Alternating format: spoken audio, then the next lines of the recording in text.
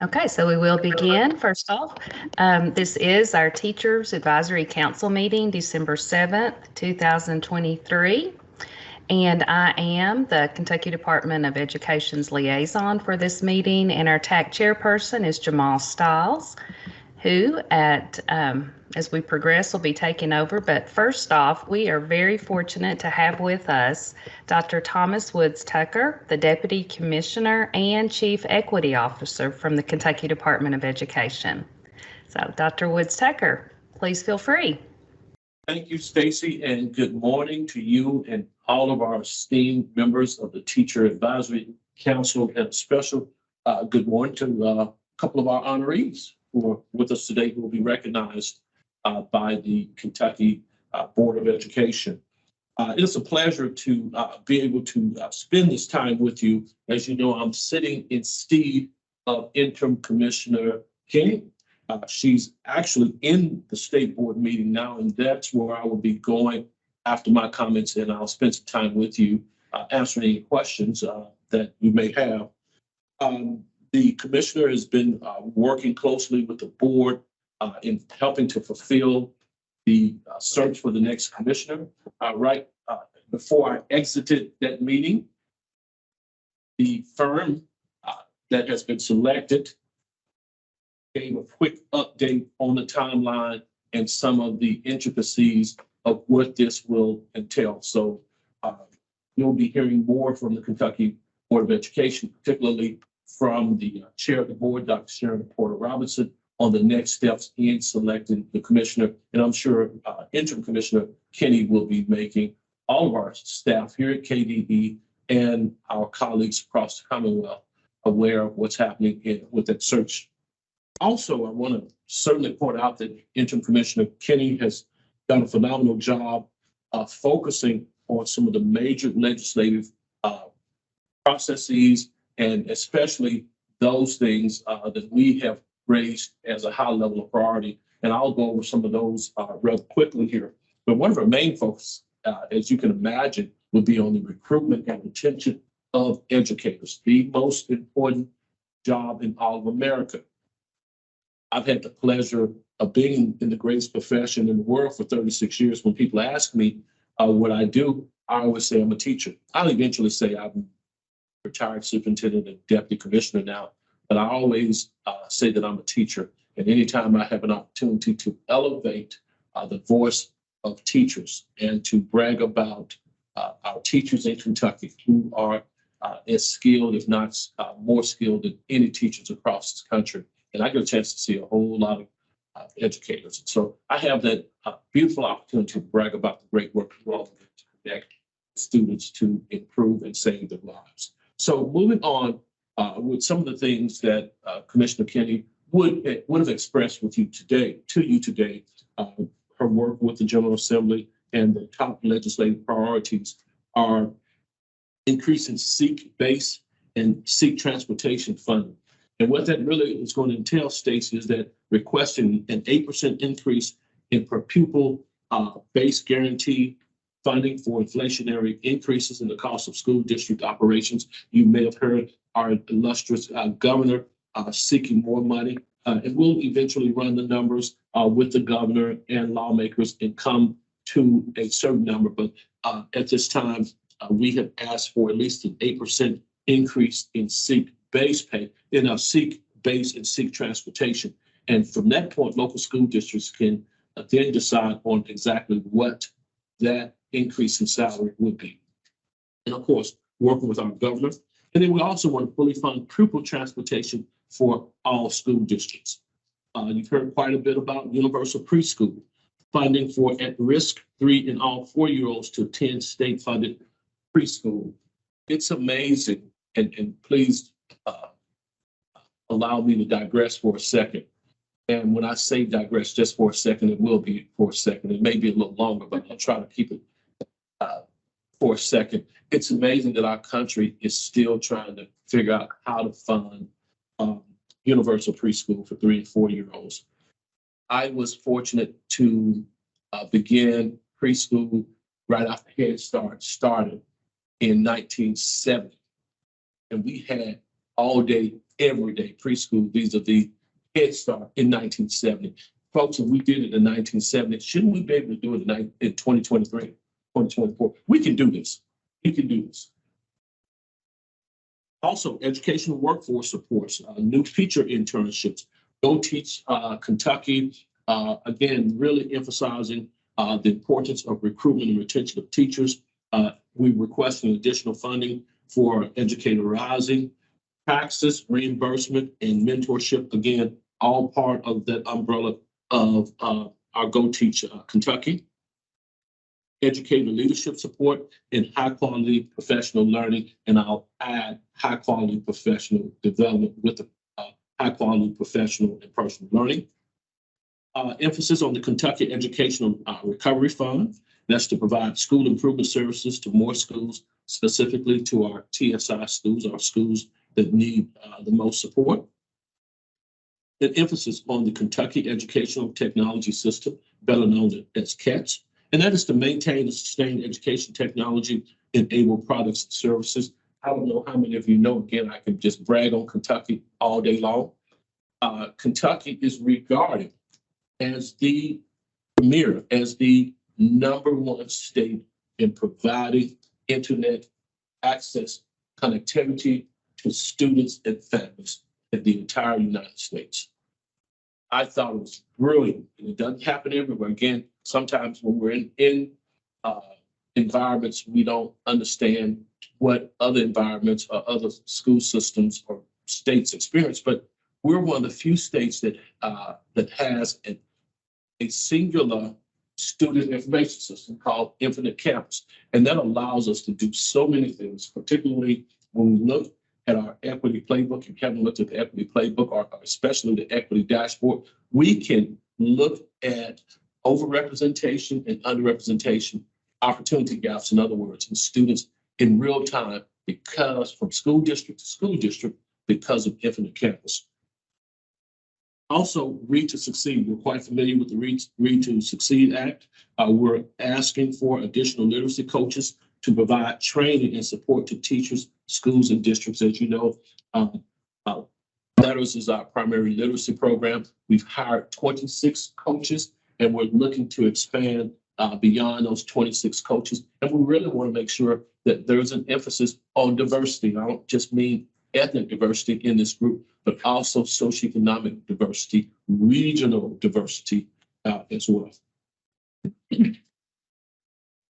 Moving on, CTE funding formula proposal. We want to revise the distribution formula to create equity for every CTE student and program in the Commonwealth, leverage federal CTE dollars, and incentivize indicators of high quality CTE that are important to workforce development. And we're also working very closely with our lawmakers and local business folk leaders as well.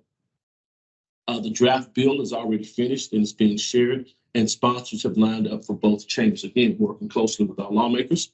Moving on, a quick report on the Kentucky state schools, KSB and KSD, support for Kentucky's state schools, including Kentucky School for the Blind and the Kentucky School for the Deaf, to ensure sustained services for these special student populations. AP, again, really excited about what we've been able to do with AP, particularly in the Office of Teaching and Learning in the Division of Diversity, Equity, Inclusion, and Belonging. We've asked for additional flexibility to the funds appropriated for AP tests to provide additional services to students and teachers with funds not expended on tests. So far, we're just rolling this money over and rolling it over. Doesn't it make sense that we take these additional dollars and provide our AP teachers, and maybe, this is just Thomas Tucker going out on the limb, even our gen ed teachers, professional learning opportunities to better reach our students? Should we also provide tutoring services to continue to prepare our students for rigorous, high-quality instruction, wherever it may be, in the general classroom, in CTE, in AP, IB, etc. So there's no sense of stating that we'll continue to let this money roll over. We can't spend it. Let's invest this money back in our teachers, back into our students. This past summer, we worked with Advanced Kentucky to just do that. We were hoping that we could get that program kicked off last summer to pay every teacher a stipend to attend the AP summer boot camp, to pay for both of their convenings. And also we wanted to provide teachers during the school year additional funds to help tutor students, again, providing greater opportunity for students, particularly our traditionally, underserved students. I do want to say this, as we continue to do this in Kentucky. Kentucky, again, is recognized as the top state in the Commonwealth in terms of providing AP, one of the top states in terms of providing AP access. And also what we found through the latest research, more than ever, Kentucky students are scoring passing scores of 3, 4, or 5. Our groups that where both access has increased and scoring percentage has increased has been our students of color, quote unquote, our African American and our Hispanic students. Greater access and the scores are going up, defeating this whole notion that, oh my God, if we open the floodgates up and allow all students to test, our scores will go down. That simply is not true. So again, kudos to our wonderful educators, our 45,000 plus classroom educators across Kentucky. We're also doing some work on cleaning up some language as it relates to some of these bills that you may see out there. There's also, lastly, an emphasis on improving our facilities. We need to have good, clean, usable facilities, modern facilities. And we want to codify House Bill 678, and that's to make permanent district facility flexibilities and provide predictability for facility processes. And we also want to amend what's called KRS 162.060, and that will provide districts with final design plan approval authority. And really excited about that, excited about the academic part of it, but we also have to have modern, clean, usable facilities. So a lot of work that's going on right now. And we're also preparing to address issues. You've heard me mention lawmakers and members of the General Assembly. We know that there are some things on their minds, and we're getting prepared to work with them, not work against them, in regards to early literacy, numeracy, teacher prep, and we hope that our members of the General Assembly will ensure that we're working hard to help level the playing field for all of our students and not blame any of our ills on what they call DEI or critical race theory. We know that not a single person in this room or across the Commonwealth has taught critical race theory. And many of our folks, I don't know, outside of our head, really know what critical race theory means. So I will close not on that, but on a huge thank you on behalf of members of the Kentucky Board of Education, our interim commissioner, as well as myself. I want to thank you all for the tremendous work that you're doing, and want to continue to elevate your voice, because your voice and our student voices are the two that matter most. Any questions? I'll stick around a little while for any questions or concerns. I'll do the best I can in answering questions. If you don't know the answer, I'll point you in the direction to folks who will know.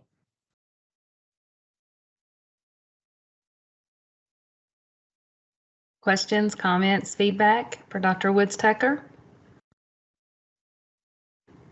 Can I ask that the AP access that you're talking about back with the advanced placement stuff, we're going to ask for flexibility for more money to use for stipends for teachers to go to professional development, or stipends for teachers who are teaching that class? Well, we're asking for both. We're swinging for the fences. We are wanting to have flexibility with the money we have, because we're not, quite frankly, we're not spending all the money every year. Let's invest in our teachers. Let's invest in the personal learning of our teachers to ensure our teachers and our instructional coaches have a greater affinity for that subject matter. And one of the things, Stacey, we're doing okay with time? Sure, yes. Okay, I think back in my second superintendency, I saw, as well as the administration at the school and kids saw a huge gap in access to AP courses for our female students and male students. We already know our female students are smarter than our male students. We already know that. But we looked around and said, dog it, why is it that in Worthington City School Districts in Ohio, never would happen in Kentucky, never would happen in Kentucky. Why is it that 70% of the AP courses, 70% of those seats are occupied by males, particularly the STEM courses? And so what we're able to do with the Zuckerberg Foundation in AP, we're able to create a STEM course geared towards female students and other students who have been underserved. In 3 years, folks, we had more female students in STEM classes than males. It wasn't that we excluded males, that was not the case. But we ensured that the course was taught by a female. We ensured that our female students had other females in the field. As we talk about on the other side of other than the Office of Teaching and Learning and Literacy I do, back over to DEIB, representation matters. And I kid you, in 3 years, we had, again, the female student population had surpassed the male population in those STEM courses. So this work could be done, and these great heroic efforts, and I say this in the most humble way, was the main reason I was nominated and was awarded my second National Superintendent of the Year because of that work and the great work of our teachers and our students. And the teacher was just flat out phenomenal. So that's what we want to do. And I want to emphasize again, we try to expand these opportunities with Advance Kentucky this past summer to pay for the summer boot camp, if you will. Then I know like in October, there was another follow-up one. We had monies on the table for that.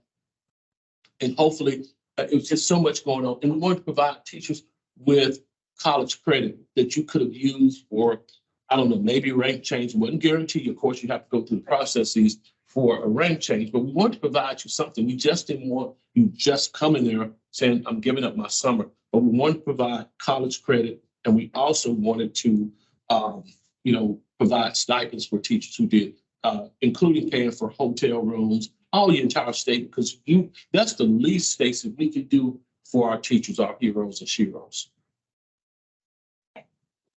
Now, will all that come, will the General Assembly allow us to do all that? Probably not, but I really believe they will allow us to reinvest in our teachers in terms of professional development. And I'm praying, and I do mean praying, I'm praying that we can tutor kids as well. We give them that extended learning opportunities. Our kids will knock the ball out of the park. Yeah. Sure. Sorry for the long answer. I'm really excited. I love this work. I'm excited about this work.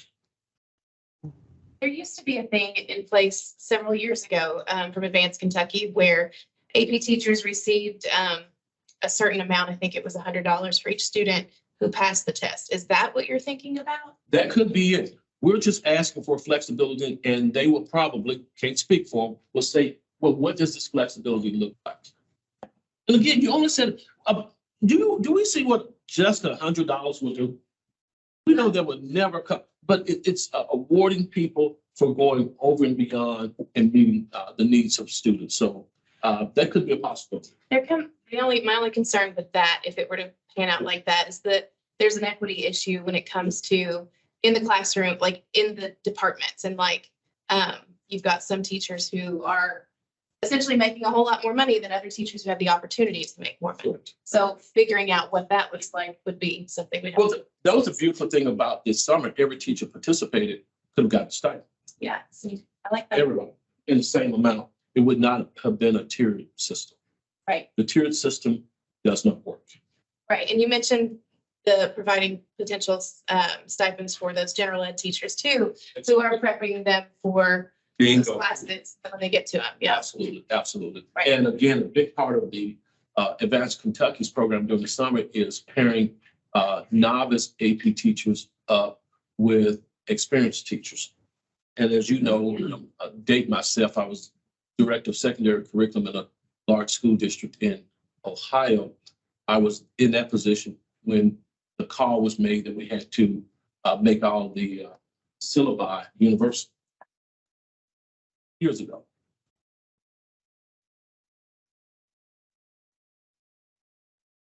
Dr. Woods Tucker, in the chat, there's also some support, well, a lot of support for the idea of the summer boot camp. Also, there's a reference that in the past, students received money when they received a qualifying score, and that was helpful as well. So just a couple ideas in there in the chat.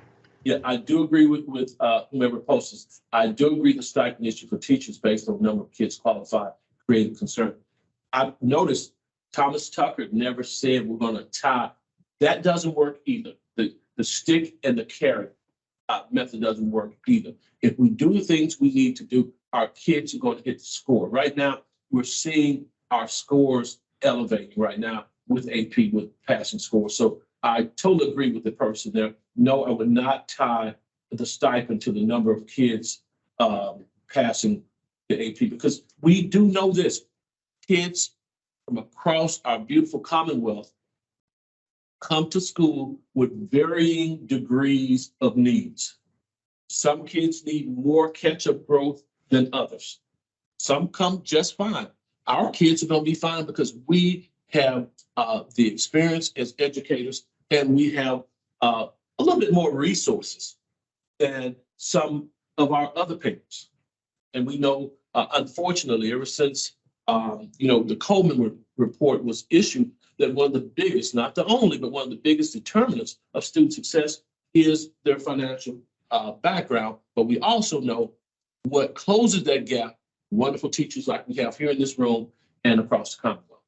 So totally agree with that person that do not tie stipends to the number of kids qualifying.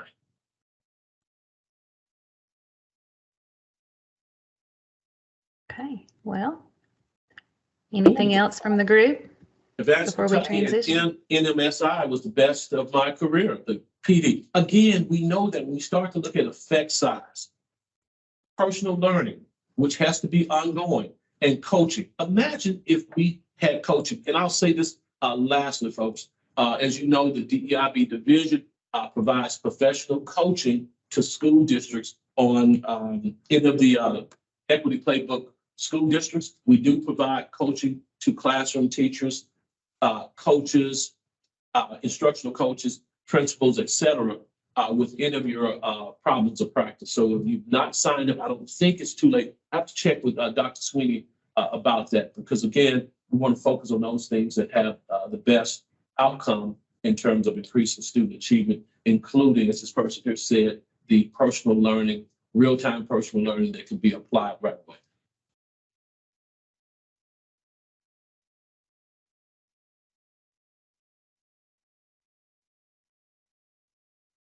Okay, well, thank you for all of that information. And of course, as always, TAC members, if you come up with some questions or you talk to some colleagues and they have questions, feel free to reach back out through email to myself, or I'm sure Dr. Woods Tucker would be happy to have you email him as well. Absolutely. Or suggestions. Many times the answer to some of the issues are right in front of us, and the people who have the answers are you all. So we'll certainly welcome it. Thank you. All right. Thank you very much. Well, that takes us to item 2 on the agenda, and I'm going to turn it over to our TAC chairperson for our roll call and approval of summary minutes. All right, good morning, everybody.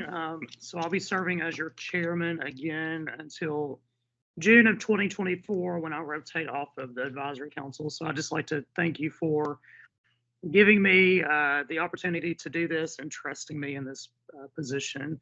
So I'm going to go through the roll, and when we do, you can either type here or unmute and let us know you're here. Erica Dill.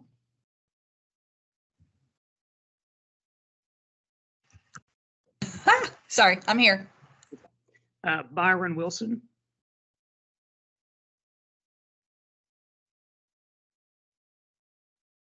Chad Davidson. I am here. Carla Criswell. Here. Jen Davis, Misty Bivens, April Jackson, Good morning. good morning. Kenita Ballard,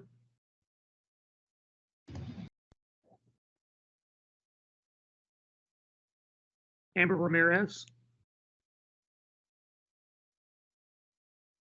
Gregory Smith, Amanda Claire, Susan Sintra, I'm here. Rosa Kubera Hurley, Good morning. I am Morning. here. Donnie Wilkerson, Here. Jane Maudlin, Good morning, I'm here. good morning. Melanie Callahan, Morning, here. good morning. Carla Lawson, Good morning, I'm here. good morning. Charlene Martin, Jennifer Stewart, Amy Leesgang, Here. and I'm assuming, is that Manny or is it supposed to be Mandy? Manny Perez. That's Mandy. Yeah, we've got a typos. Yeah, apologies. Mandy Perez.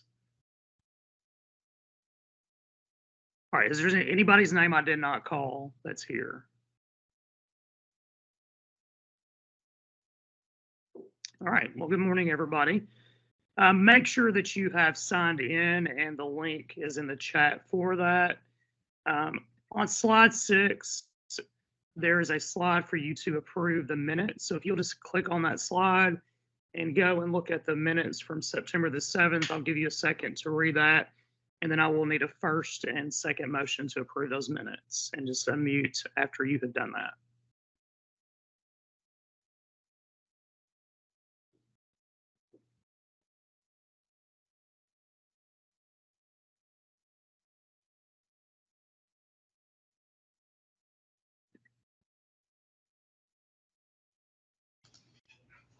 I make a motion to approve the minutes.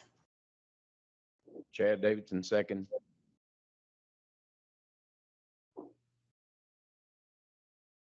And who made the motion? Who was the first person to motion? Charlene Martin. Yeah. Okay, I thought so. All right, thank you for that. All right. So next up on the agenda is the search for the new commissioner, and Stacy, this is you.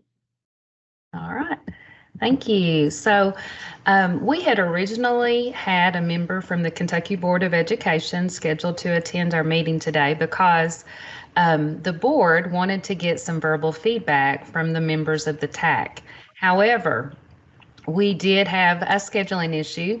There is a Kentucky Board of Education going on today at the same time, so they were not able to have a representative be with us in person today. But there was a strong message for me to share with you all the importance of completing this feedback document. So we do have a link to the Commissioner Search feedback form. It's on the slide deck, and we'll pop that in the chat as well. But strongly encouraged to take a few minutes to go through that and complete that form. And then, of course, share that form with others within your building, across the county, across the state. Just try to send out the message that this feedback form is available and teacher voice is critical to this process. In terms of emphasizing the importance of you taking the time to complete this, we do have with us the Associate Commissioner, Dr. Byron Barnell, who's going to speak to that at this time. So Dr. Darnell? Hey, good morning. Can you hear me okay? Yes, we can. Outstanding. I am almost to the building. I had a meeting, so I just almost got in there beforehand. But no, this is, as you all well know, it's central to the functions of our educators and our students, And so any input and feedback that you would like to be considered in terms of the commissioner search and the KBE appointing the next commissioner, it is valued and taken into consideration. I know a lot of times we feel maybe it's just a polite thing to do to ask, and where does that information really go? But I could definitely tell you that any insight, feedback, thoughts are regarded highly, and everyone is read, and there's a system for sort of coding them and aligning them with similarities. So I just want to assure you that it's not a waste of time, and your time is valuable. So any information that you feel so compelled to put in, it will be considered, and it will be part of the holistic view of all the feedback that we receive from various groups across the state. As Dr. Woods Tucker mentioned, they will have a new timeline coming perhaps within the next day or so regarding the commissioner search.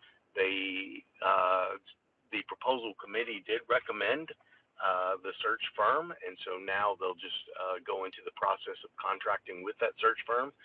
But everything will start to move forward now that the firm has been selected and once the contract is final. But your input is extremely valuable, and as a formal counsel and a voice for educators, we highly value any input that you would be so kind to offer. So Stacy, thanks for just allowing me to give a little plug here. Yeah. Thank you, Dr. Darnell. Any comments or clarifying questions from the group?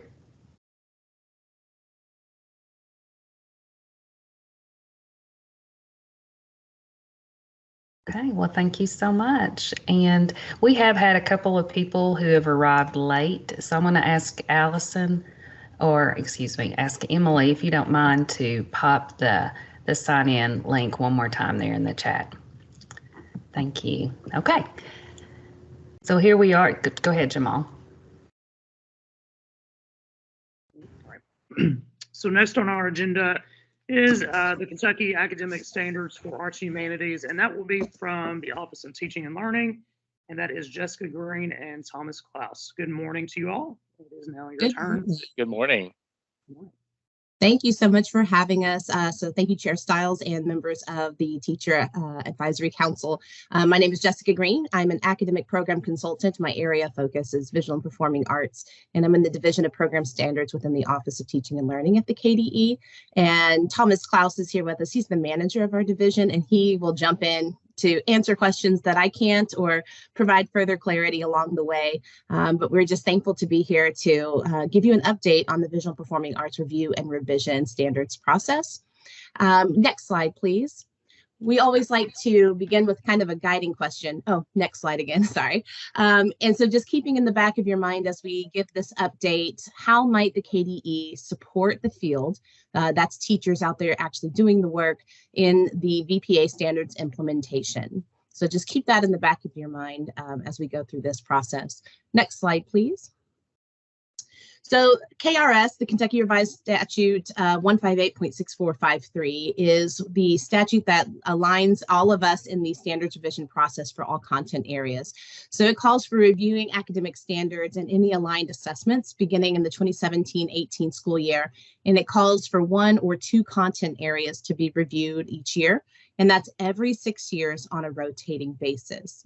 And so visual and performing arts is currently in that process. Science has wrapped up recently, and health and PE is just beginning that process. So the 2 content areas currently in the throes are health and PE within visual and performing arts.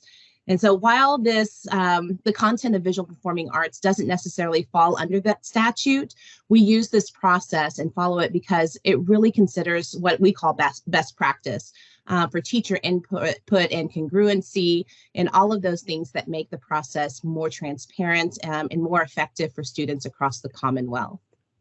Next slide, please. So there are some points of criteria that we follow, and our committee can probably recite these forwards and backwards because we review them at the beginning of every meeting to kind of ground ourselves in this work. And so the standards must focus on critical knowledge, skills, and capacities, result in fewer but more in-depth standards, communicate expectations more clearly and concisely, and that's to all stakeholders, be based on evidence-based research while also considering international benchmarks, and ensuring that the standards are aligned K through 12, that's elementary through high school, and to post-secondary. So it's a large task, but we have members on the committee that represent all of those areas that allow us to make sure that we hit our marks. Next slide, please. So this is an image of what a anticipated implementation timeline would look like. This is just to give us an understanding of what previous content areas have done for their timeline. And so you can see the visual and performing arts at the bottom there. The anticipated goal when this began in December of 2021 was implementation for next school year, the 24-25. There are a lot of factors that affect if an anticipated timeline comes to fruition. A lot of that has to do with quorum. Do we have quorum to have our meetings? And as you all know, there's a bit of a sub shortage across the state. And we are also very sensitive to how many times we ask a teacher to be outside of their classroom. We know that the strain that puts on continued teaching and learning in the classroom and other responsibilities when there might not be a sub to cover that class. So we are trying to be sensitive to that. And for instance, the month of December, we will not have any committee meetings, especially with visual and performing arts. That's performance time. All those end of year performances, winter concerts, and then you have final exams. And so we're just being very sensitive to the needs of the school, but it does affect timeline as we go through. Next slide, please. We are visual and performing arts. So this is another visual representation of what that timeline looks like. Back at the beginning of that big thank you was December 2021, when the original public survey went out for initial feedback on the current academic standards for visual and performing arts. That turned into quantitative data that we could use to guide the work. And then the purple arrow pointing to point number 4, that's the writing and revision of the standards. That's where we currently are. We have been there for quite some time because there are 5 disciplines within visual and performing arts. So it's almost like writing 5 documents that are being combined into one. So it's a lengthy process. And then the circled portion up at the top, number 5 there, is our next big goal is when the document goes out to the public for review, that will further the work of the committee. And so we are aiming for a late winter distribution of the draft document for public review. The next slide, please. And so this is a more wordy example of that timeline that kind of gives you a point by point what has been done each month since December 2021. Part of this revision process includes an overview of the architecture of the document by looking at other states and looking at other CAS documents within Kentucky. So English, reading and writing, math, science, we've looked at all of those. They wrote a draft vision that aligns with the Kentucky Board of Education that they use to ground their work at the beginning of every meeting. And the longest period of time, as I mentioned before, this review and revision portion that we are currently wrapping up. Next slide. And so just looking at where we're going. So we know at that green arrow, we're in the review and revision portion. The goal is in January and February to hand the document over to the review committee, who will then look at it through that macro lens of what the public will see without all of those in-depth personal conversations that the AP is having. They will approve the document, and then hopefully by the end of February, it would go out for public review. So we say all of those dates with the understanding that quorum is something that we have to reach in order to have meetings, and that we are being sensitive to the needs of our public schools in terms of the sub shortage and having virtual meetings and how many in-person meetings we can have and things of that nature. Once it goes out for public review, the document will come back with all of this new data that the committee will use to refine and revise the document one more time before it goes through the regulatory process and becomes ready for implementation. So that's the big timeline as you see it. Next slide, please. So that brings us back to the guiding question. How might the KDE support the field in the VPA standards implementation? And any other questions that you may have. That was the fast and furious version of a very lengthy process. So we will entertain any questions that you have at this time. Any questions for Jessica? Jessica, this is Melanie Callahan. Hello, I'm Hi. present today. I wanted to ask, I noticed that it talked about the standards and also the assessment. As it relates to VPA, are we considering or are you guys looking at perhaps bringing back something similar to program review or some form of accountability or assessment for students in those classes and in that work? That's a good question. Thomas, do you want to handle this one? Sure, and I was just letting you know that that is language that is pulled specifically from that statute. So in this case, that wouldn't apply. But when an area like science goes through that process, that would be something that is also tasked within the AP and RC. So I think that this language is just coming straight from the statute. But at this time, I don't know of anything where any talk about program review has come back up. Okay, thank you so much. Just pulling from the statute. Great question though. Very good question. Any other questions? Excuse me.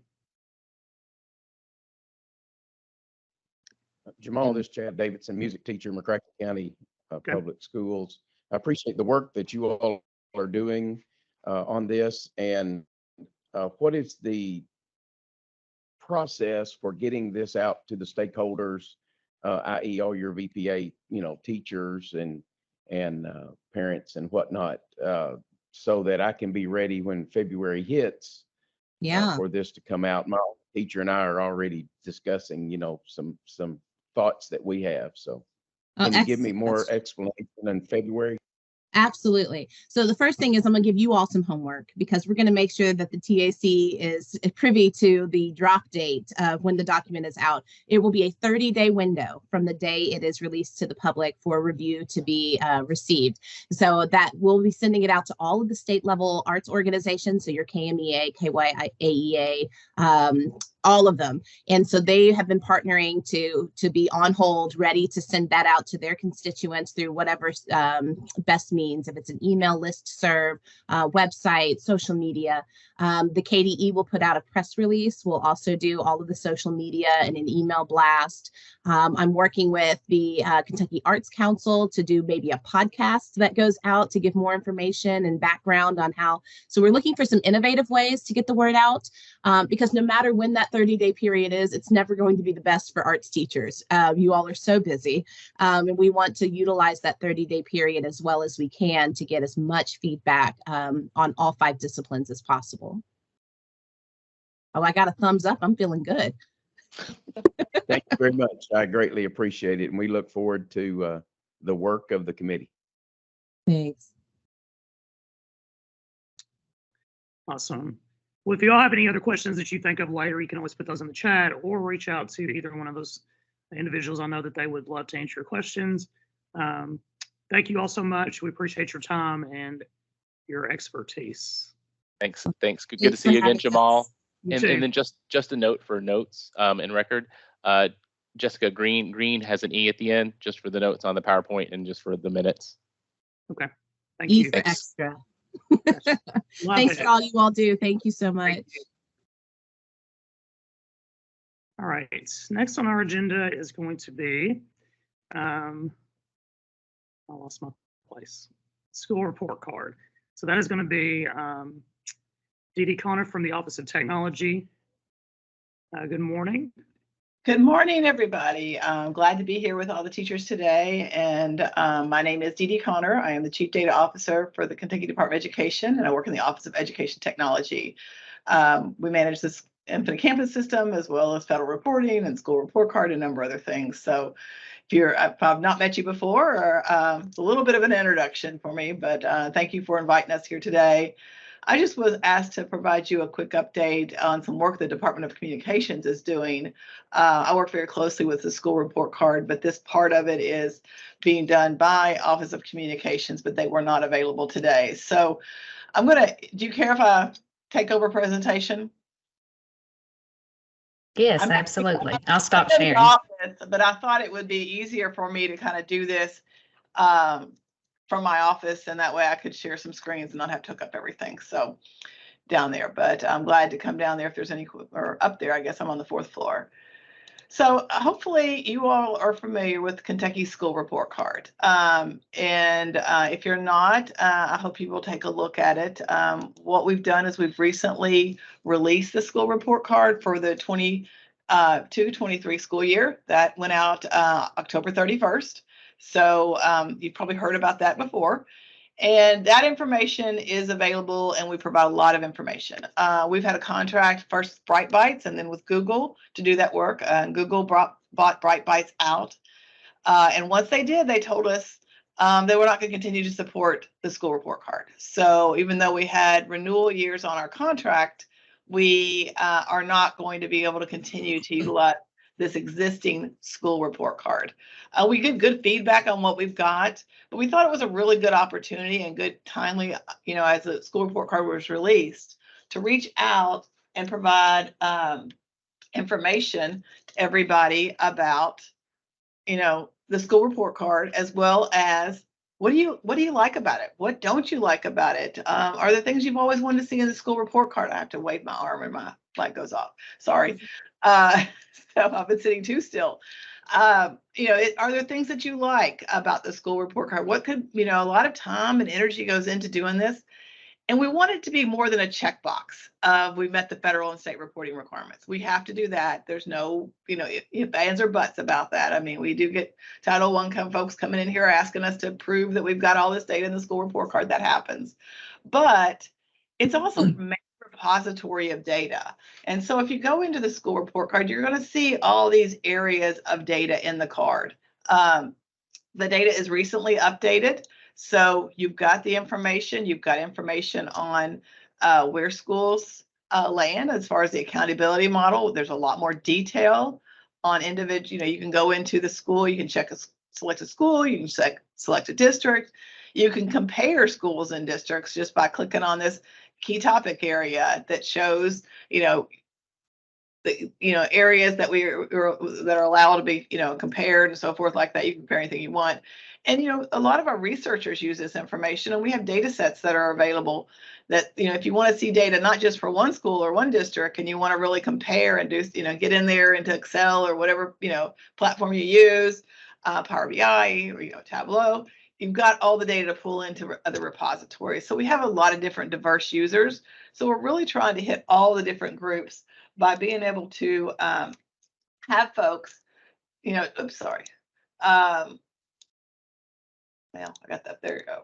Okay, so we want folks to be able to go in and provide us some feedback. So I'm going to include this in the chat, so you'll have a direct link to the school report card feedback request. We hope you'll take a few minutes. Tell us what you think. It's not a long survey. It's not overly complicated, but we really are interested. I popped on this feedback thing. You can see we've already gotten a lot of feedback. It's going to take a lot to digest it all. And I'm sure we'll get a lot of good information from the Office Communications when they actually close that feedback. But we're hitting all of the different committees so that, we appreciate the input you can provide to us. You are looking at it through a different lens than others, definitely than me. But we try to think about how people will use the data, but we are not, we're not into teaching. We're not a teacher every day. So this is something you can do. When we think about the school report card, we're not just thinking about this, Bright Bites Google version.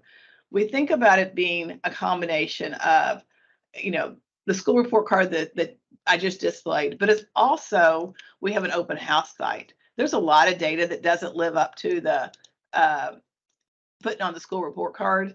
But we have a lot of information here, in this site that provides the directory of information, who our key points of contact are with every district. The community, you may not use that, but the communities do use that. You may use it to be able to find people that are in like positions or different positions in another school or district. The school report card suite definitely includes more than just what we know as the Bright Bites online card. We also consider the Infinite Campus Parent Portal part of our school report card. So if there are things on that, don't hesitate to put some comments in that. And then we have all the historical data sets. And the people that are going to be using this mostly, you can get to them here. They go back a little bit further than the Brightbyte site, but you can also get to them from the more recent ones on the Brightbyte site. So that's part of the school report card. And then there's tons of data. If you're just a data person that really wants to see more, there's tons of data here in the supplemental data area that provides you additional details on data. And we really think of our school report card as being all of those pieces. You know, it's not practical to put it all in one environment, but we put we make sure the data is available and try to point people to the repositories we have. So if you have comments on any of that, we would appreciate you taking a few minutes and completing the survey and giving us your thoughts on that. I won't tell you just because you say I've always wanted this, that it's going to get done year one. We're still in an RFP process we don't have a new vendor to take over, and we have to have a new report card up by October of 2024. So that seems like a long way away, but it's not. Just like that, it seems like a year goes by. We're, as busy as we all are in education. So we've got a lot of work to do. And I would say the first year we're going to have to focus on the requirements, but don't think we're not keeping what you have in mind, because we want this card to continue to grow and meet the needs of our, the individuals and the groups that are looking at it. So please take the time. It is appreciated. And your feedback is welcome, good, bad, or, it helps us, I tell you. So that's all I have. Thank you for your time today. If you have any questions, I'm glad to answer those or try to. Does anyone have any questions for Dee Dee this morning about the school report card?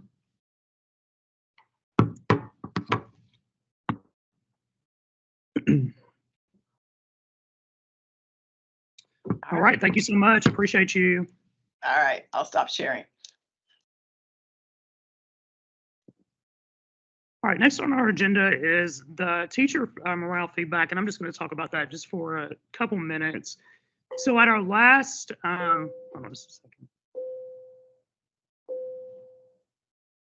At our last meeting, we looked at some data that was collected by Chad Davison, and we broke out into breakout rooms and looked at the feedback that was produced from the survey that was sent out. And so each breakout room kind of came up with some big ideas that they saw based upon the data. And so I looked at that data and just kind of came up with some 3 big ideas, which was really difficult to do because there was a lot there to kind of, I don't know, gather from. So I came up with one of the biggest things was low morale. And I wanted to keep it to 3, but I kept seeing student behavior as one of those things. And I didn't want to put that by itself. So I kind of included that with low morale. But there were a lot of things that went with low morale. And so one of those things, and I made it a secondary thing, was salary, which also played into retirement. And so that was the next kind of big idea. And then the third one, which is also tied to morale, was a workload and excess responsibilities on teachers, not being compensated for their time, and especially those of us who aren't in a union and don't have that representation. And I just saw actually, I think it was yesterday or today, there was an article out from one of the legislative, I would have to go back and look at it, but it was basically raises are going to be based upon local superintendents because they're receiving the funding, which I thought was kind of interesting. So anyway, those were kind of the 3 big ideas that I took away from the information that you all provided to me. So I just kind of want to hear what you all thought. You kind of have to think back to September, some of the group discussions that you all had with the people in your groups. Is there anything that you talked about that you feel like is something that, moving forward, and we're going to talk about next steps in a minute, is there anything that you think that I should know as we move to the next steps that you talked about in your group that I've not mentioned thus far? And you can unmute or type it in the chat or whatever is convenient for you. Hey, Jamal, this is Chad Davidson, McCracken County. Just if you give me just a little bit of a point of personal privilege, I did talk with Stephen Rudy, who's the chair of the Appropriations Committee. And his comment was exactly what you just said, that if the superintendents don't give a raise with the money that we've given through SEEK funding, shame on them. And I said, Stephen, they're not. They're taking it and they're building buildings, or they're padding the central office staff, or they are not doing what they need to do with it in regards to giving raises. And he said, well, we can't do anything about that. And I said, Stephen, yes, you can. I had this kid in my classroom. I said, you know what kind of quality education comes out of McCracken County. So you need to be an advocate for raises coming from the state. So I have hit him pretty hard as being the chair of the Appropriations and Budget Committee about mandating a raise. I said, if you don't want to fund it, that's between you and the legislature. I said, but you guys need to stand up and give us a mandated raise. We haven't had one from the state since 2008. So we have discussed from our end of the state, at least, with especially the chair, some of the issues that we have brought up here today. Then I think what you just said is what I read or saw. So that's very interesting. Any other questions or any other ideas? So, thinking about low morale, and I had a call from a principal the other day in another district about test scores and how to increase their science test scores. And we had a long discussion about, pedagogy, and most of the teachers in her building are option 6. And, I said, okay, so let's think about this for a second. They are probably strong in content, but maybe not necessarily because they're, coming from the workforce or different areas and don't have necessarily the traditional track that I went through and a lot of us probably went through. And so, we have a lot of, even in my building, we have a lot of people who are coming from a non-traditional background. And both of the teachers there's 3 of us in my department. I'm the senior teacher with 15 years of experience. And both of the other 2 teachers are third-year teachers, and both are option 6, and I'm their mentor. And so we do a lot of daily, spend a lot of time looking at lessons and what worked and what didn't work. And both of them are struggling right now as far as, morale. And so I know, what it's like to be a new teacher, but I can't imagine in today's class, I can't imagine being a new teacher in 2023. I was a new teacher in 2006, 2007. And I can't imagine being a new teacher in 2023. So how do we keep people in the field? How do we attract amazing teachers? How do we keep amazing teachers in the field? I think that goes back to, the morale piece and student behavior and salary. And, why would I be a teacher when I can do something else and make a lot more money? And so I think there's a really big discussion here that we need to have. And so that's the next question is, what do you think the next step should be with this information that I've given you and the information that we talked about in our small groups? What do you think our next step should be as we move forward? I'm sorry. Okay. Jamal, we need to advocate for exactly what Chad was saying, that we mandate state pay raises from the state, because that is going to factor into the morale issue. It's going to draw more people into it. So we have students who are going through the process and not option. I mean, I love the option 6 possibilities, but we need to have more of that pedagogy structure in the classroom too. And they're not going to go into those fields if we're not paying them more. That's priority 1. Priority 2 is we're looking at I'm on the United We Learn Council. And one of the things that we're looking at is the way in which we teach and the way in which we assess and how we can adapt that and change that. But those are some of the things that I think, it's a chip on the iceberg that is student behavior issues. But looking at how we teach in the classroom, how we engage our students, that has to be a priority and having support in which to do that. Also, we have to recognize and partner with our community partners because the weight of the community is on us, right? We all know that we're dealing with, we have kids that are coming in out of the opioid crisis right now who are just have so much going on at home and have dealt with so much in their own personal lives. Then you topple COVID on top of it. We all know the struggles, but we have to figure out how we're going to reach out to our community and help parents, help people who want to be parents, help them learn how to do all of this stuff and partner with us, how to help them learn the things that they don't know. That's going to have to be part of this conversation. And it's terrible that it all falls on us. And then our legislators say, well, if the superintendents don't pay you what we give them a little, I mean, my district, like some of the funding but in my district, it didn't help. We actually lost funding because of our local required effort and the way that works. So pay raises were like almost non-existent for us. So it's just a huge issue. So, but we have to be, and you mentioned for some of us who aren't in unions, join a union. Okay, KEA is our largest union out there. Join it, get representation. We have the accessibility to do that, and we are stronger with one voice. I yield my time. Those are all good, like, love those points. You know, community partners is a huge thing, and like my school is really big on that. You know, putting kids out into the community, showing kids like this is kind of the expectation when you leave this building as far as workforce. Any other ideas? I don't want to take over. Oh, sorry. So go ahead. I don't want to take over the mic again, but another question that I had was in the grow your own districts.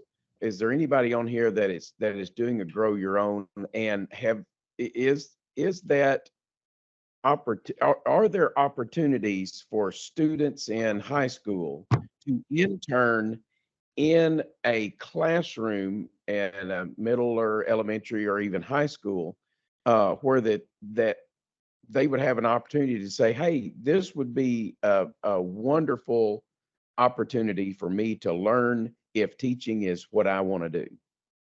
Is that going on across our Commonwealth? I don't know how many grow their own programs there are. I know there's some kind of in this area. I know Nelson County has one. With Educators Rising, this is Amanda Claire. Sorry, my camera won't work today on my computer. But we have Educators Rising, and our juniors and seniors are going into classrooms and to see, you know, in elementary classrooms, middle school classrooms, and high school classrooms. And then as seniors, they're going in and interning in other local districts. They're not interning in our district. They're going to Erlanger and Ludlow independent schools and getting that experience, and that's really been helpful. So the big push for Educators Rising is growing, and it's wonderful. A lot of the students can get those if they're in that educators program and they're paired up with a local university. They're not even having to pay for those credit hours, which is amazing. It's paid for them. It's a big deal. So definitely try to learn more about that. Jamal, this is Byron Darnell. Yeah, go ahead. If your district and or school, I know this primarily affects secondary more so than any, but we're seeing some transition down to middle and junior high as well. But I just strongly encourage if you're not aware of this opportunity within your school system, I guess I just question how districts can not invest in this at this point, given, one of the important factors of research is that the majority of individuals that teach do so within a short radius of where they grew up. Most people gravitate back toward their home area. And so to me, it's always been sort of a fertile opportunity in terms of sort of priming them initially. So, but we have copious amounts of Educators Rising materials, help, It is a teaching and learning career pathway through CTE. I will say if on March 6th, we will host the Educators Rising. It's a conference and a competition, but it's the statewide conference. And in the 3 years, we have gone from triple to nearly quadruple the number of students that are participating in this event.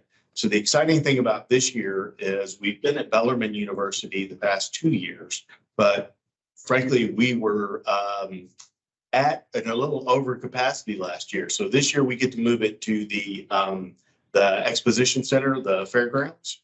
So the movement, you feel like you're grasping at straws at times to talk about the highlights in education, which is sad because there are many, but look, we have some serious challenges. This really is a highlight. And it is a testament that we do have youth that at least are engaging in the idea of education being a part of their future. Like any other profession, there'll be attrition along the way, but when you have, over 500 students that are attending an event geared solely toward becoming a teacher, at least I think it's a huge celebration. And so, yes, it's a very long-winded way of saying the grow your own opportunities are beginning to proliferate. We have a lot of contacts amongst other districts. So happy to make any connections necessary or provide any information I can to any district that is needing some direction. Yes. And so I actually just this morning filled out the judge form to judge at Educators Rising.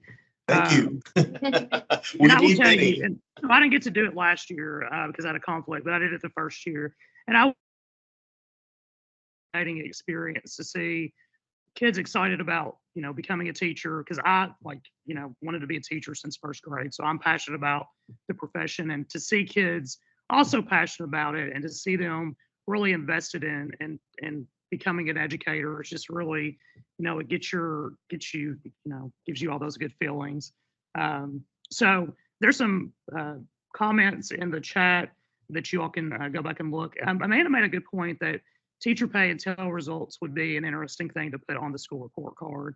And I do agree with that. I've worked in other districts, and one of the first things that I always look at before I go to interview or even really apply sometimes is look at the school report card to gain, it tells you a lot of information that you need to know about that district. So it's a really good tool to use. And I've even, used it when we were looking at science scores. I used it to compare districts around us to see, what their science scores look like compared to ours, and, then to see what they're doing compared to us. So, well, for sake of time, I'm going to move on, and I'm going to put my email in the chat. And if you have any other ideas or something that you just, you didn't want to say out loud or put in the chat, or you think of something after, you please feel free to email me. I'm going to, again, take this information and I'm going to talk to our commissioner about it. And then, hopefully, and then I'm going to talk to my local elected officials as well. I have a relationship with them, a working relationship. So I'm going to pass this information on to them, and hopefully, and then, also KEA and so on and so forth. And hopefully we can get some movement and see some things change at the state level, and then, at the district level. So I'm going to put my email in the chat. And if you do have any comments after, just, email me. I'll also put my number. You can text me. But actually, we'll probably get a quicker response than email.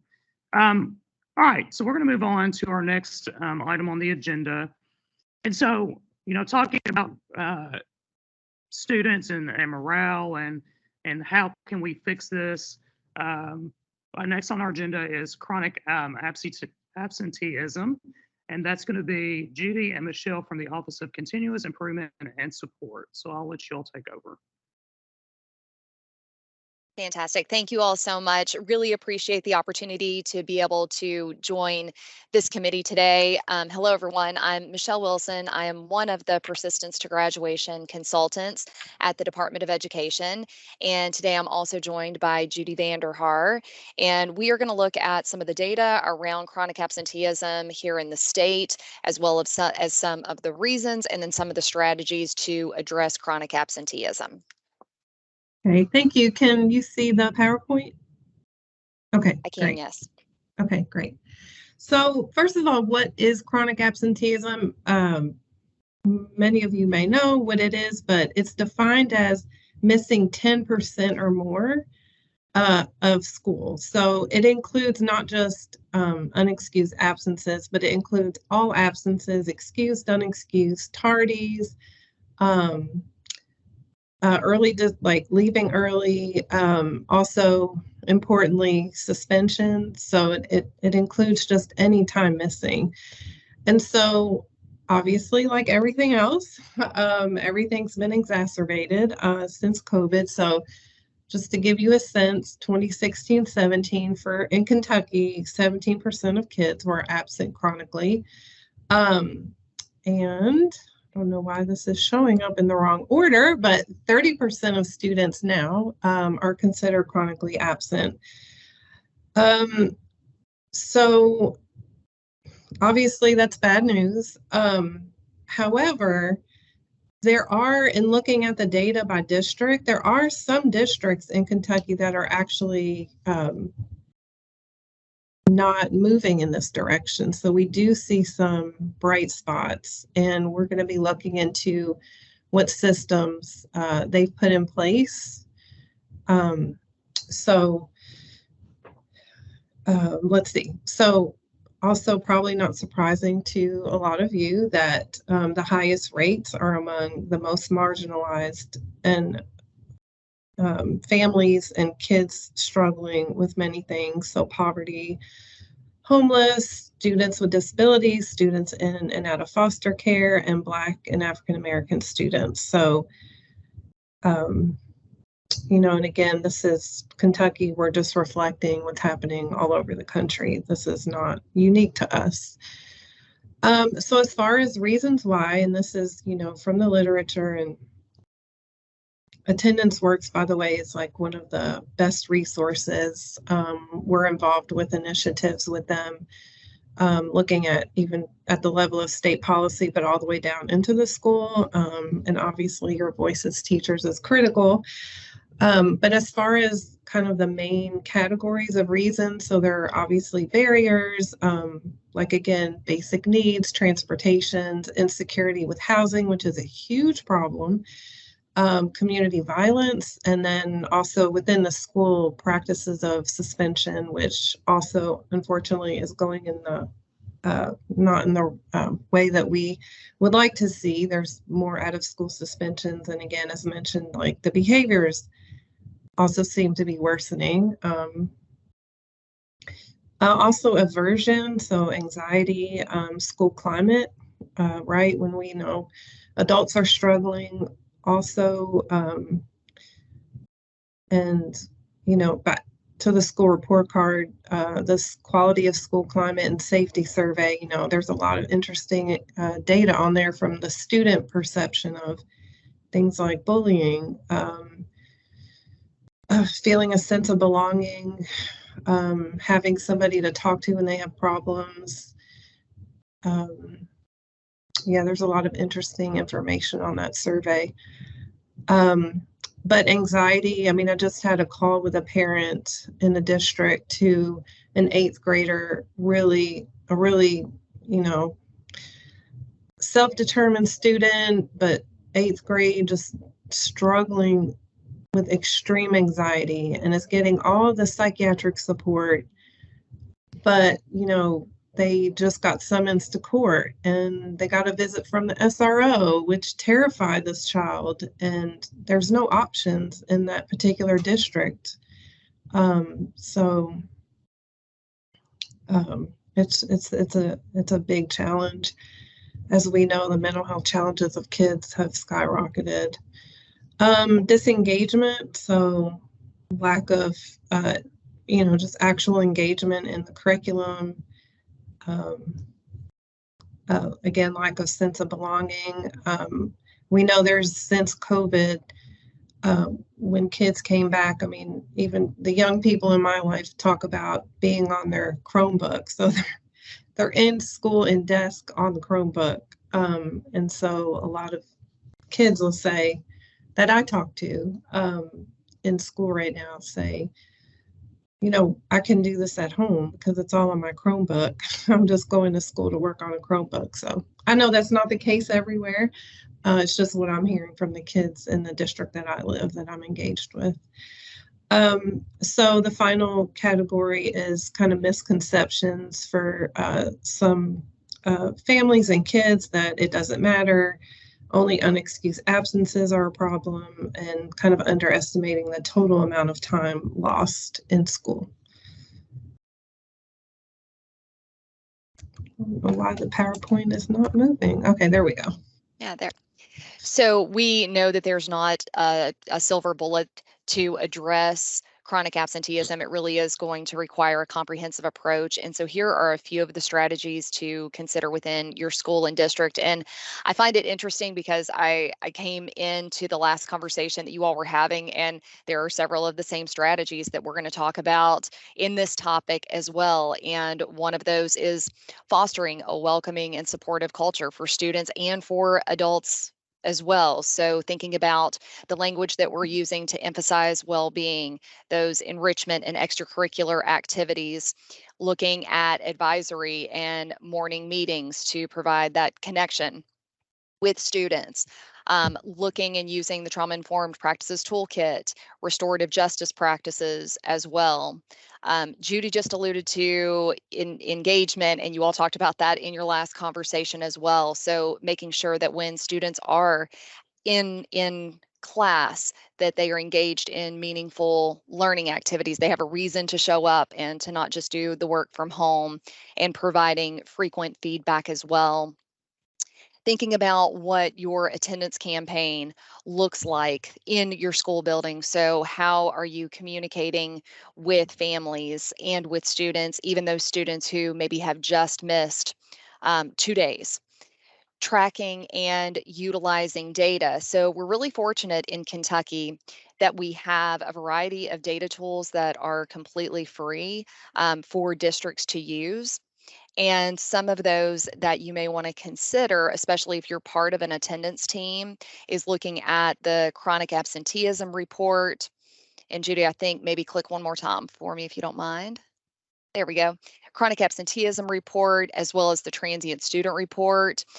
Within Infinite Campus, and again, these are 2 free tools for Kentucky schools. We have the early warning tool that allows you to look and see what the risk factors are with students who may not be persisting to graduation, as well as new insights dashboards, where you can look at students who are at risk of being chronically absent, as well as look at trends on days of the week when students are absent, periods when they are absent, if it's excused, if it's unexcused, so that you can make some decisions within your school building. And then again, what you all talked about a second ago is really looking for ways that we can engage with families and engage with our community partners, our nonprofit organizations, looking at home visits, as well as Frisk supports. So I think it's going to take all of us and that comprehensive approach to really to move in a different direction. We have a variety of resources that are available on our KDE chronic absenteeism webpage, as well as links to several of those items that I just mentioned a second ago. Judy and I also provide training around early warning and the new insights dashboards that we are always happy to do for districts. And then there's a couple of other resources. Attendance Works, Judy mentioned. They have a really great handout on developing an effective school team, as well as some of those tiered practices. Yeah, and I'll just say, just to note, our chronic absenteeism webpage right now is undergoing significant revisions, but these resources are on there. So just note. And really, we would love to hear from you during this time as well. In the building, what does it look like? What are some of the biggest challenges around attendance that you all see? And then what have you found is helpful in supporting better attendance? There is Can I a say question. Sorry, go ahead. Oh, Jamal, go ahead with questions. There's a question in the chat that says, is the chronic absenteeism report on IC something a district has to put into effect? Oh, there's an no. It says the local system admin does not need to set that up. So Dee Dee answer that question. Yeah. You don't have to do anything except to assign user rights to be able to see the report. Otherwise, if you don't have that, you're not, when you go in Infinite Campus, you're not going to see that as one of the state reports because you just haven't been set up with access. But if you're serving on an attendance, committee, things like that, good to ask to have access to some of that because the data can be very helpful. Okay. I've taught both middle and high school, and I've noticed that as kids get older, they tend to miss more because they're more responsible for themselves rather than their parents. And so, I have a kid this year that has missed literally 4 weeks of school. And I asked the question, like, are they alive? Like, are they okay? What's going on? And nobody really gave me an answer. So I don't know, and there's several kids in that same situation that I've not seen them or they miss 2 or 3 days a week of school and then they get behind and they get overwhelmed. And it's just, it's kind of it ends up becoming a bad situation because they just do become overwhelmed, which then does in turn affect their mental health because they're just overwhelmed with work. And so, I don't know if other districts, other people can maybe talk to that as well. If other districts are seeing that as well, kind of the same issues. I think, Susan, you were going to say something maybe. Yeah, so one thing I think too, deals with both of that. Clearly that happens, like what you're talking about, Jamal, that happens so frequently. I've had dealt with the same thing. But there's another issue and another thing too. I think a lot of kids feel like it's disingenuous when we're telling them that we want them to come to school and we need them to be here and all this stuff because they know that the schools receive money for them coming to school. So it's this, the ADA stuff, a funding mechanism that we have in there. While it's scary to think about changing that and opening up the SEEK formula currently, looking at changing that to public or enrolled, pupil enrolled funding, like how much getting money for how many kids we have enrolled in the school is an issue. And then we can show kids that like, we still want you here, even when we're not getting paid for your daily attendance. And then that goes into another, we all talked about the social emotional learning element, and that's not being funded. It's mandated, but it's not being funded. So maybe I'm just in legislative mode as we're getting ready to go into this next session, but there's a lot of stuff there that would help us. If we could fix that, then we can deal with that. But a big issue is those community partners, having an awareness of, I have 150 kids that come in and out of my room every day. And they're seniors, they're all seniors. And so some of them don't come for weeks at a time. And it's hard to know where they are. Sometimes parents think that they're coming and they're not coming. Sometimes they don't have parents. Sometimes they're already out on their own and they don't feel responsible or they don't feel the need, So it is an engagement issue as well. But for the most part, a lot of kids don't want to go to school right now. And we have to figure out how to do that. But if we had more support from our legislator in funding that, that would help. Hey, this is Melanie Callahan again. I just wanted to shout out my school district. We're really incentivizing our students just on a school-wide and then district level to come to school. And big shout out to my personal school, South Pearl Middle School, for winning the month 3 attendance. So we just got an award and they brought prizes to each of our kids, and it was little, it was, a snow cone, but that's special to 6th, 7th, and 8th graders and want to win again because, there's only two schools in our district and they're across the town rivals as middle schools. And so we want to beat them every month.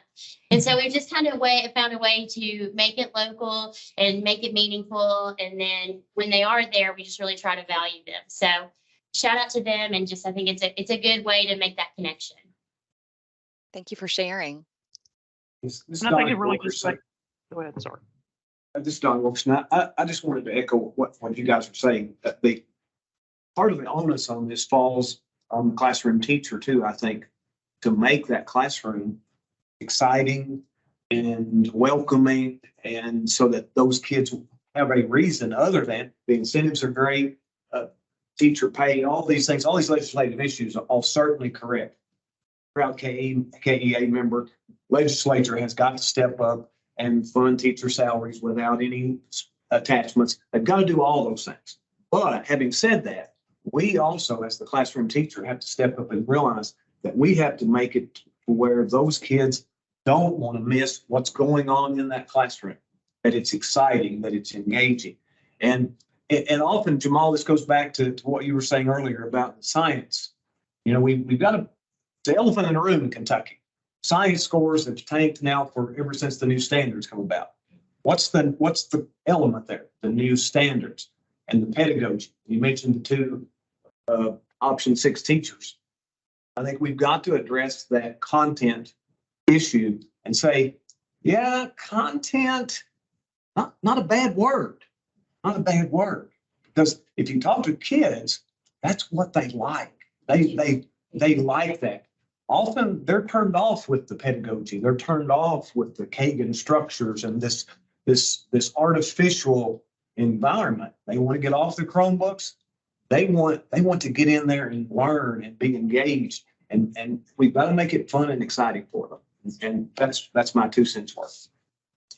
I agree. And I was going to make a similar point to that. You know, with kids, you know, I do teach science and have all kinds of things in my room that kids see us doing. And, you know, I teach AP Bio and they see things that AP Bio does that regular bio doesn't get to do. And, you know, so it makes, if they see you doing engaging things, they want to be there and they want to make that connection. And, you know, we often talk about relationships and, you know, if a kid is absent and you are truly genuinely concerned about why they weren't there and they see that you care, you know, they're going to make the effort, hopefully, to be there and to be, you know, at school because they know they're cared about and that they're loved.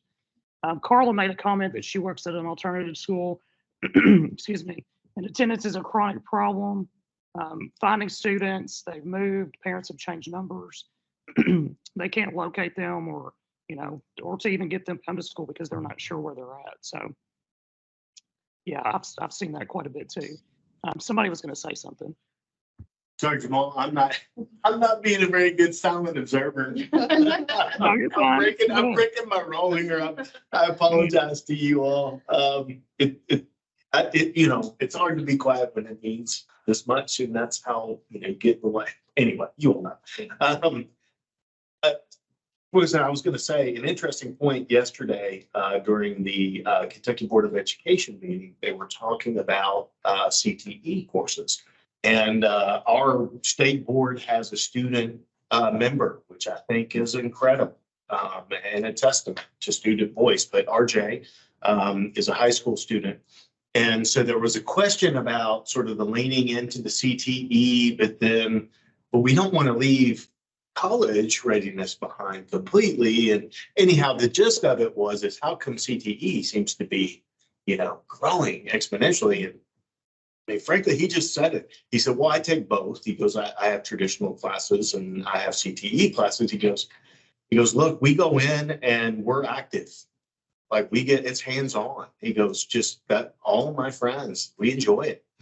You know, I mean, he just made the explicitness of the difference that he sees from a student between sitting down at a desk, you know, and it's not that everything needs to be, you know, to that degree at all times, but I mean, it was straight from the student's mouth about that engagement part and just going in and interacting with his peers and having that hands-on.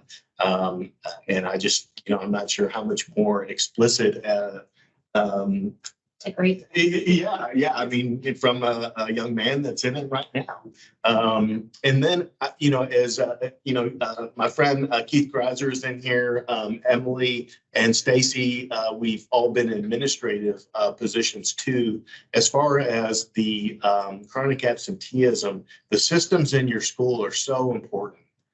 They are so important, and being very explicit about the processes. And I think one area that classroom teachers can really be assisted is just that the administration help provide that scaffolding for this is how we're going to do it. and everyone knows their roles, because the problem at the classroom level is, of course, you have so many students, you have, it's the revolving door every day. So it really takes just an all hands on deck approach to how we're going to do this. And having those, like I said, just direct systems in place. And really, for me, I think a lot of that onus goes back to your administrative team for setting that up, including the teachers in it. But, just being very clear to the teacher end, like, this is how we're going to track this. And I can definitely also plug that Judy and Michelle just will have any resources necessary, and they're wonderful to reach out to. So appreciative of their time as well. Sorry, Jamal. Thank you, sir. No, you're fine. In the chat, Charlie made a really good point that teachers also need that exciting environment and need an engaging environment where they feel welcomed and wanted. And I've been in situations where that's not necessarily the case, where, teacher morale was really bad. And students are aware of that, and students pick up on those things. They are a lot smarter than we give them credit for when it comes to those situations. And they know when a building staff is not happy. And so, that's an important part of the puzzle as well, is, teacher engagement and giving us beneficial PDs. And, I say, my principal probably hates me, but I say, is this a waste of our time? Like, are you wasting our time? What is this for? How is this going to help our students? Because if it's not, then I'm not interested. And, I need to be engaged, and I need to feel like this is going to benefit my students. And so, everybody's making great points, and, I think we're all on the same page as far as, we want our students here. That's why we're here. They are the reason that we are here ultimately. All right, I'll give it back to you, Michelle, to wrap up. Yeah, we want to sincerely thank you all for being here today and for engaging in conversation. I'm also enjoying reading some of the items that you all have put in chat, which I agree with several things that have been put here. So thank you all very much. Feel free to reach out anytime. We are always happy to help. Thank you. Thank you. Bye. Okay, next on our agenda, we have amazing teachers across the state who do amazing things every day. And one of those teachers, that's all of us on this committee, but we want to recognize one of our own who was recognized as the 2024 Kentucky Elementary Teacher of the Year, and that is Donnie Wilkerson. And we are just so excited for you and just humbled that you're on a member of the Teacher Advisory Council. And we just want to give you a second to talk about that experience and just, let you just give you the spotlight for a minute. Well, thank you, Jamal, and I will keep it to a second because I know we're pushed for time. But it has been an exciting time. I think the most exciting thing about this has been the excitement of the students. My day was made that day when one of my co-teachers had filmed the students watching, and the excitement level that was in our little rural school was just overwhelming. We had parades, the community turned out, my superintendent, my co-teachers, my principal. The excitement in the community. It wasn't an award to me. It was an award to our school and our whole county and the educational community. It uplifted this profession, I think. And so to that end, I can't say enough about that part. And it was so exciting, I guess, for me personally to get to go to the UK football game and to go out on the field to be recognized. I got to take my young granddaughter with me and visit with the commissioner and his kids and others. And it was just such an exciting time. And I think a lot of this goes to the fact that one of the things that we really need to focus on with all of the problems that we have a great litany of them, that we have to focus back on, as Jesse Stewart, as superintendent said, and the thread that runs so true. He said one of the things that he often heard his teachers say when asked what they did is, well, I'm just a teacher. And he said, don't ever say that. He said, hold your head proud and high and say, that I am a teacher and I'm proud to be a teacher. And I think we have to reflect on the joys of teaching. We have to dig down and get past certainly we were all overwhelmed with paperwork and absenteeism problems and all the things that we deal with. We have to, I think, look and reflect on what is it that we see every day? What are the magic moments that we see from our students? And share those with as many people as possible. And that helps the Educators Rising program. That's what those kids see. They're not yet tainted by all of those things. And I think we have to, we don't want to brainwash them, but we have to let them hear that joy of teaching part of this job. And that's my message, is to focus on that. Dr. Woods Tucker spoke to that as well, about the proud to be a teacher. So that's my message, and I'll yield forward. That's a great message. And again, congratulations. We're so happy for you. And if you haven't read the article, it is a great article about Donnie and his, how he changes the lives of kids every day. So I would take a minute to read that article. All right. So we have, before I forget this slide. So they are accepting nominations for the 2025 Kentucky Teacher of the Year. So if you click on that link, it will take you to information about how to either nominate somebody for that, or whatever the case may be. That can be someone in your district, someone you've worked with in the past, so on and so forth. All right, so we have come to the end, and on this slide is the feedback form, and we do ask that you fill this out because Stacy and I do look at this this is how we come up with the agenda for the meeting. So we do take what you say to heart about the things that you want to be a part of the meeting and the things that you want to hear. At our next meeting, I know that the legislature will have met in March, so that will probably be part of that meeting, the things that they talk about in January. Our next meeting is March the 7th. I'm not sure what day of the week that's on. I think it's a Thursday. So just kind of go ahead and pencil that into your calendar. Before we end, does anyone have any questions or last minute comments that you would like to share with the group as we wrap up?